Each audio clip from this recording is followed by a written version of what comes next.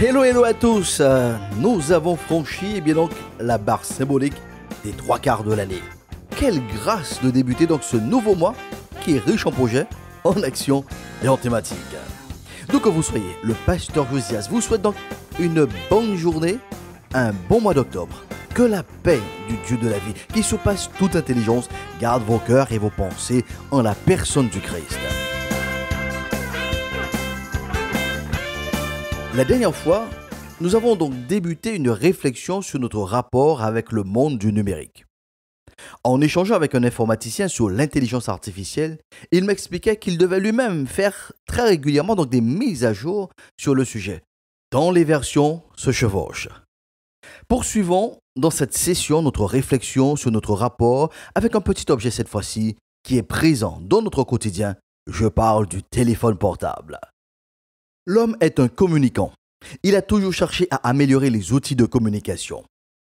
Dernièrement, j'ai découvert l'histoire de Gustave Ferrier. Né en 1868, il est mort donc en 1932. Gustave Auguste Ferrier est le fils donc de Pierre Ferrier, ingénieur donc au chemin de fer du Sud, et de Antoinette Joséphine Manessi. Le général Ferrier est le plus ancien radiotélégraphiste de France. Donc né en 1868, entré donc à 19 ans à Polytechnique, il en sortit donc dans l'armée du génie et se consacre donc dès 1898 à la radiotélégraphie. Et quel est donc le point qui m'a interpellé, c'est qu'en 1902, alors que la TSF, donc la télécommunication sans fil, naissait à peine, il installe donc une communication radiotélégraphique entre la Martinique et la Guadeloupe pour remplacer donc le câble détruit par l'éruption de la montagne Pelée. Une dernière information générale sur Gustave Ferrier, c'est qu'il a modernisé la communication de l'armée française en y introduisant donc la TCF, la télécommunication sans fil.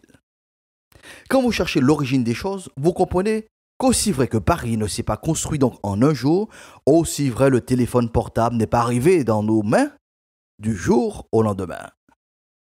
Dans cette chronique à caractère spirituel, nous ne remettrons pas en question l'utilité du téléphone portable. Il nous rend aujourd'hui d'innombrables services. Point question de s'en débarrasser et de retourner à nos cabines téléphoniques publiques. Ces fameuses cabines téléphoniques publiques ont été miniaturisées, rangées dans les sacs, ou la poche, et surtout, elles sont devenues personnelles, avec des fonctionnalités inimaginables à l'époque. Les nouvelles possibilités du téléphone lui ont valu le nom de smartphone. Smartphone qui veut dire en français téléphone intelligent. Quand nous dit en créole, point intelligent et intelligent même, téléphone là ça. La fonction initiale du téléphone portable est d'émettre et de recevoir donc des appels, d'être en mesure de communiquer tout en étant donc à l'extérieur.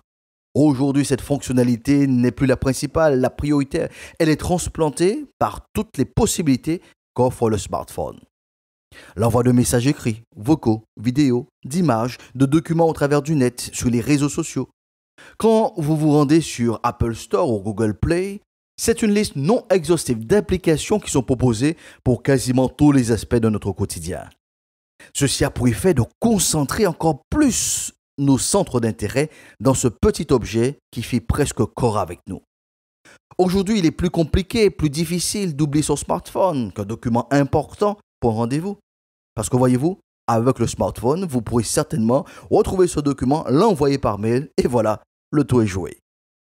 Madame, monsieur, cher ami de l'émission Bonne Nouvelle, durant cette session, le pasteur Josias vous annonce donc, ou vous rappelle du moins, que nous sommes plus intelligents que notre smartphone.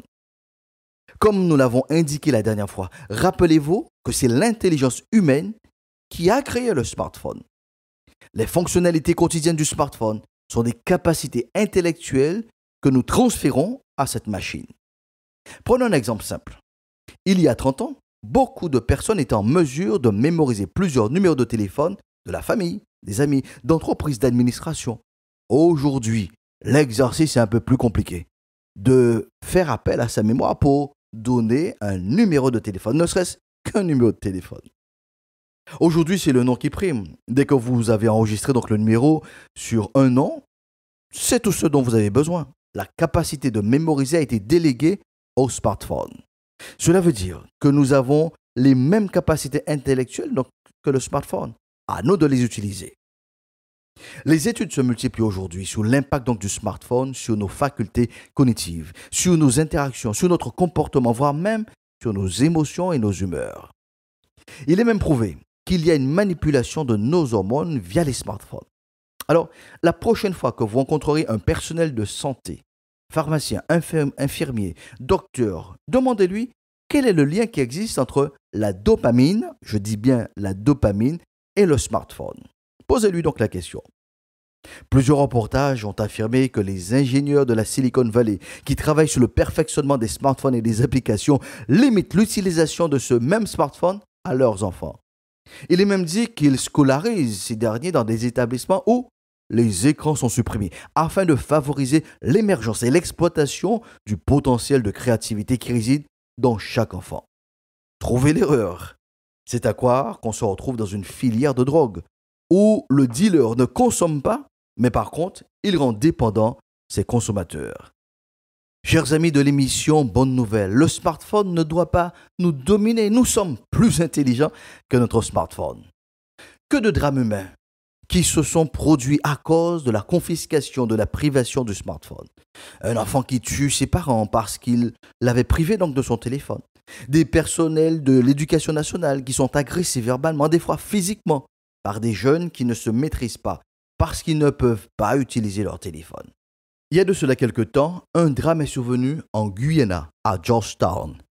Une élève de l'école secondaire de Madhya aurait incendié donc le dortoir de l'établissement et causé la mort de 19 camarades de classe et a été inculpée donc de meurtre. Selon la police, la jeune fille avait mis le feu après que le responsable du dortoir et un enseignant eurent saisi son téléphone. Selon les sources gouvernementales, elle communiquait donc avec un homme. Le malheur n'arrive pas qu'aux autres. Que de tensions, que de querelles dans les familles, pour et à cause d'un smartphone, d'une tablette. Il est de notre devoir de prendre du recul et d'analyser notre rapport avec le smartphone. Que de problèmes dans des couples à cause d'un appel ou des appels, de messages d'une troisième personne qui cherche à prendre une place sur une moto à 2 places. Monsieur, madame, il est de votre devoir de vous remettre en question. Nous avons intégré un outil de communication sans prendre le temps de l'appréhender, sans s'assurer que nous en étions d'abord maîtres. Comme les habitants de Troie, l'admiration, l'émerveillement, pour ne pas dire la vénération, voire même l'adoration accordée au smartphone en fait un véritable cheval de Troie dans nos vies, dans nos familles, dans nos institutions. Salomon déclare en Proverbe 25, verset 28, « Comme une ville forcée et sans muraille, ainsi est l'homme qui n'est pas maître de lui-même. » Malgré les dégâts causés par les smartphones, la bonne nouvelle, nous pouvons renverser la situation, premièrement à titre personnel. Et cela passe par la maîtrise de soi. La maîtrise de soi est la capacité que nous avons en nous de maîtriser nos désirs, nos actes et nos habitudes. Pour être maître de soi-même, il faut apprendre à se connaître soi-même. Il faut être en mesure de connaître ses points forts, ses points faibles, ses valeurs et surtout avoir la capacité de faire une introspection, une remise en question objective des émotions, des paroles, des actions et des réactions que nous avons eues. C'est un vrai exercice de domination sur soi-même, sur le smartphone, jamais sur les autres. Moïse nous donne 2 axes que nous devons donc maîtriser, le temps et l'intelligence. Il le déclare donc dans le psaume 90, verset 12, où il dit « Enseigne-nous à bien compter nos jours, afin que nous appliquions notre cœur à la sagesse. » Avec le smartphone, 2 questions se posent à chacun de nous. Quelle est la maîtrise que je fais de mon temps ? Quelle utilisation que je fais des connaissances que j'ai comprises? Cela revient donc à parler de l'application de l'intelligence dans notre quotidien. Donc c'est de la sagesse. En quoi je domine sur mon téléphone portable en lui donnant ses limites, en l'excluant de ma zone d'intimité? Comment je démontre que je suis plus intelligent que mon smartphone en reprenant mes potentiels humains et de créativité que je lui avais délégués? Madame, monsieur, le Dieu de la vie nous a donné la domination sur tout ce que nous avons inventé. Si vous êtes stressé, angoissé, sous pression à cause du smartphone, si vous vous refermez sur vous-même, si vous avez du mal à favoriser les relations humaines en présentiel, si vous observez que vous êtes moins créatif, moins imaginatif, que vous réfléchissez moins et que votre esprit critique est moins alerte, ressaisissez-vous Reprenez en main votre existence, car quelles que soient les circonstances, les situations, chacun reste comptable de sa destinée. C'est une nouvelle semaine de défis, de challenges à relever. Avec l'aide de Dieu, les marges de progression sont bel et bien réelles. Encouragez vos proches, amis, collègues en leur affirmant qu'ils sont plus intelligents que leur smartphone. En attendant la suite de notre réflexion sur le sujet, proclamons ensemble: la paix de Dieu soit avec vous pour une meilleure saison.